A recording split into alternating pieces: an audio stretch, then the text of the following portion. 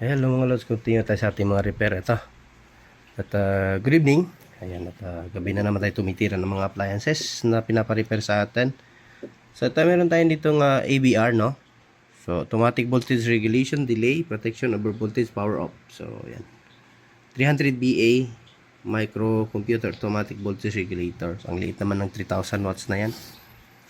So ito yung mga nabibili sa Shopee na mumurahing ABR, ano? So, ito walang power ng ka-plug na ito. Walang power. So, ayan sa mga may mga ganito. Panoorin nyo kung ano yung magiging problema lang, no? Kung magiging ano siya. No power. So, ayan. Panoorin nyo mga lads. Open muna natin. So, ayan. Bago din pala natin simulan. Baka hindi ka pa nakasubscribe dyan. Baka naman. At pasubscribe na, no? At pakita notification bell at ilagay sa all para laging updated. Ayan, oh, grabe naman. Suitable for TV, refrigeration, computer, monitor, wall, furnace, each other, all kinds of small household appliances. Kaso sa computer nilalagay ni client ito.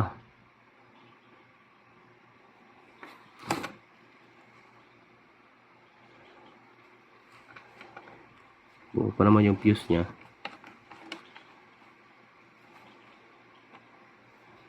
So, ito, open na natin.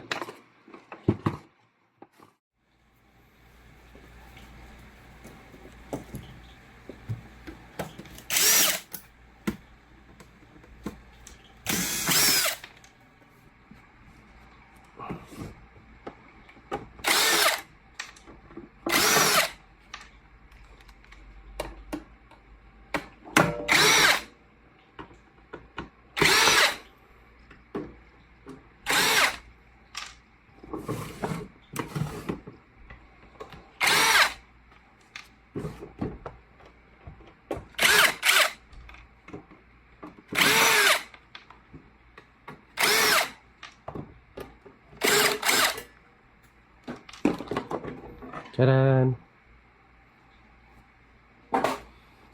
So, transformer type at hindi siya servo motor. At yan, gumagalaw yung ano pa. Nalaglag siguro ito. So, hindi siya servo type, ano.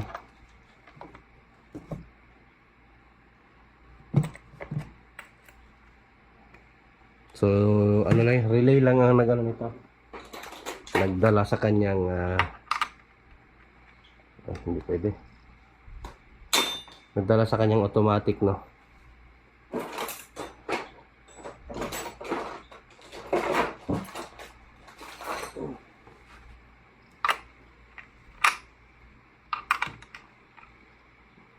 Ang laki pala nito.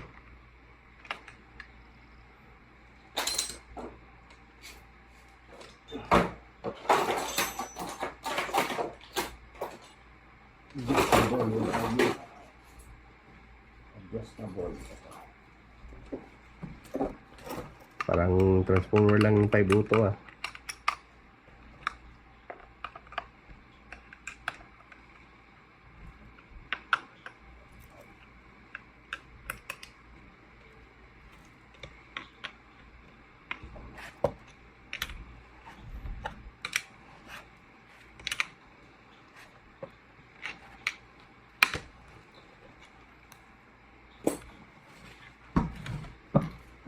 So ito plug natin.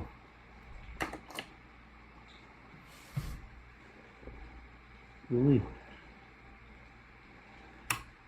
May natanggal oh. Na blue wire. Tanggalin natin. Nahulog siguro ito. Ba't ang tigas ng ano niya, switch? So, natanggal lang to. O pinayos niya na ito. Parang pinayos na. Try natin i-connect. Baka hindi lang naayos ang paghinang ng unang tech. Sa tingin ko nagpalit sila ng switch nito mga lods. Nagpalit sila ng switch nito kasi Kayo kung may ganito kayo, parang hindi na ata ito yung switch niya. Parang may ilaw ata yung switch nito or ano ba? Tigas ng switch niya.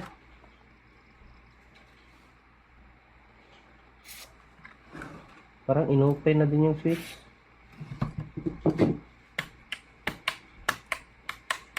Yun lumambot.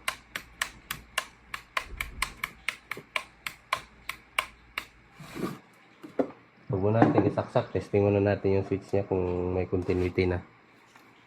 Baka tayo ay magulat kapag isaksak natin yan.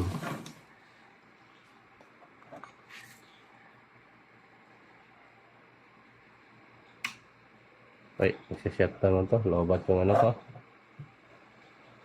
Huwag muna natin. Lobat na yung tester ko.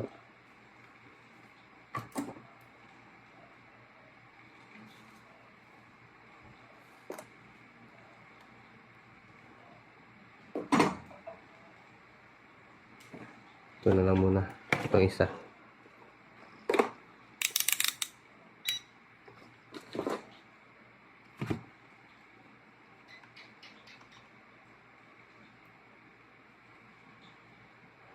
Walang continuity mga lods. Meron. Baliktad pala yung pagkalagay sa ano. Tingnan nyo. Inopen pala ito.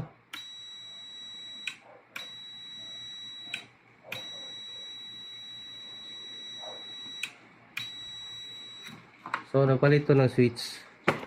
Ano nangyari? Ba't ganun?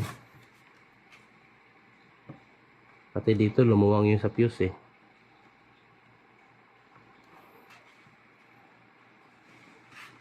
Ba't ganun? Nahiwagaan ako Tanggalin natin. Baliktad kasi yung pagkalagay ng switch. Yung on. Ito kasi yung on. Na logo. So, wala baliktad pinaayos niya na ito. Hindi na kaya. Dito pumunta. Ba't ganun? Paisip na lang tayo minsan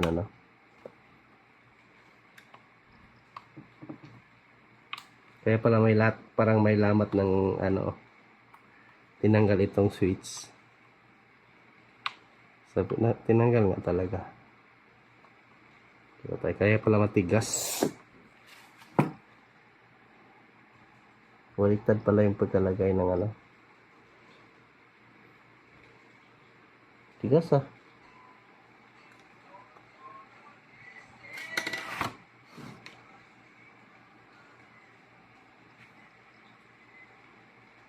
So, may kasi siya yung parang sinikwatan na Inalaman ko na ito ay galing na sa ibang take.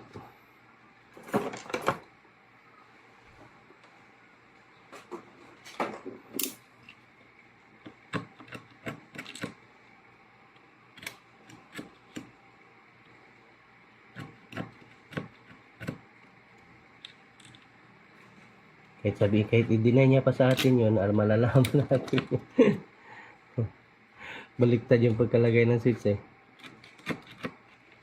yung kanyang logo. Although may continuity naman. Kaso baliktad. Check natin baka may to. Lusaw pala ito mga lods. May problema yung switch nito Yung pinakagitna nalusaw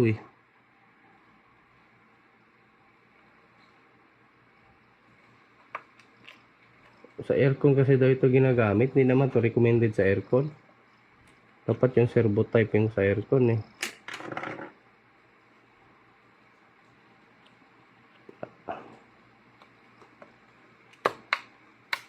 Ayun. Ganyan ang tama mas malambot siya.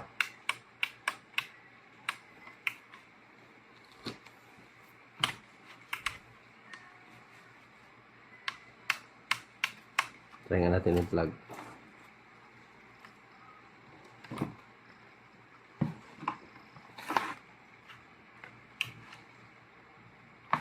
Iksi mo diba? Ayun Mag-power na siya. Pag mga ganitong unit, always check nyo talaga. Baka ano lang, sira lang yung switch.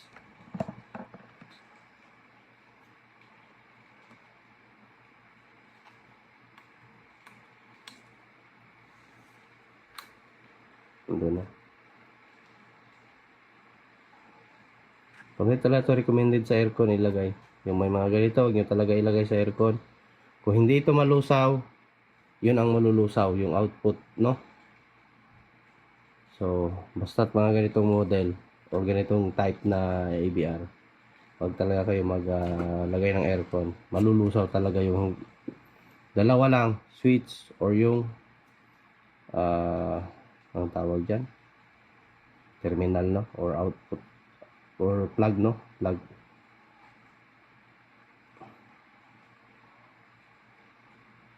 Outlet patawag dyan. Outlet yung sa ano yun, di ba?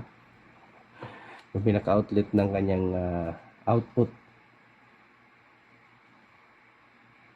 So, okay lang itong mga nito kung sa TV. Basta yung mga maliliit mga loads, ano?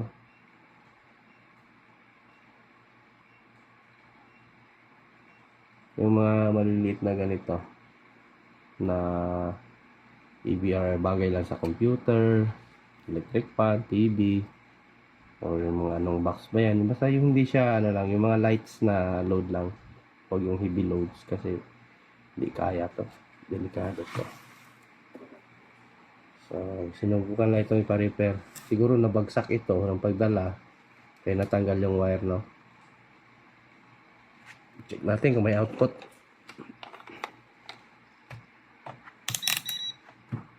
Yan, maliit lang na problema. Bilis lang ayusin. So, 220 to 28 ang output. So, yung ano natin, lobat ng solar natin, ayun, tumaas na rin pala. 228. Pero 222 dito, pero yung output mataas. Input 225. Pero yung output lumalampas ng ano eh.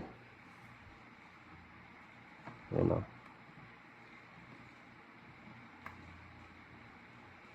Ayan, nagpantay na.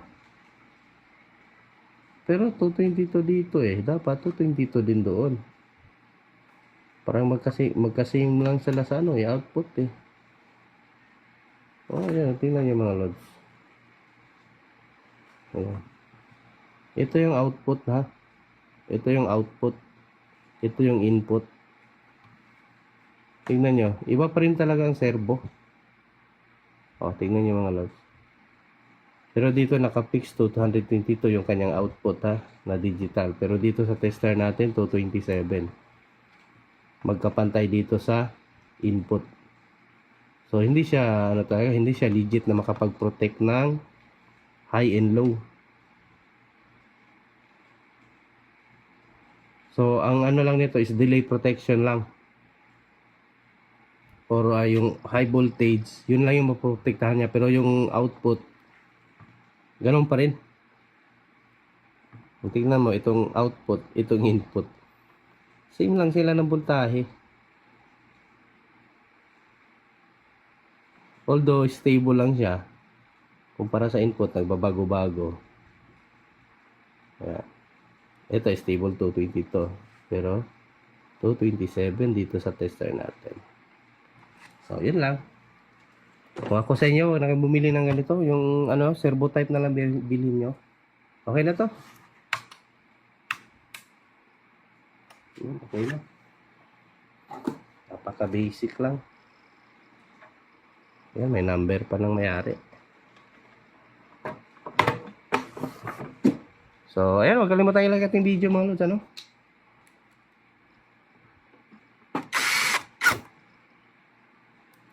Mga EBR ba ito? Mga China nyo.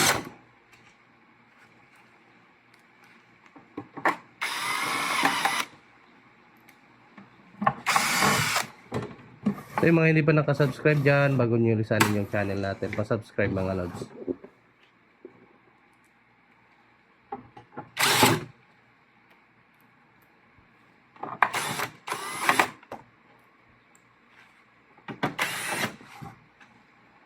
Iyan lang natin si customer nito na huwag na ilagay sa aircon, no?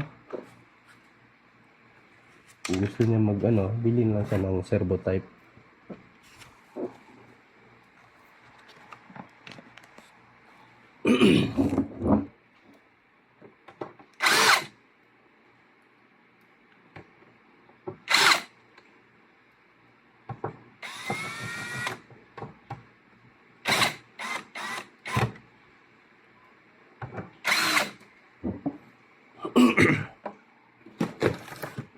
So yun, magsha-shoutout tayo. Saan yung cellphone natin?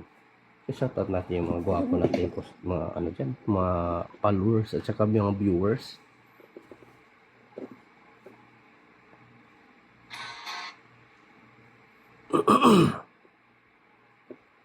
Hindi pa ako naka-edit mga lods ha. Ang dami akong video na hindi pa talaga nai-edit.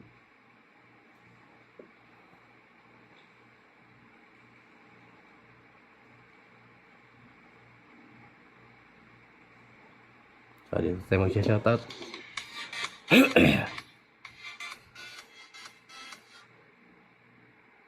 So ito, may mga nag-comment pa pala hindi ko nasagot.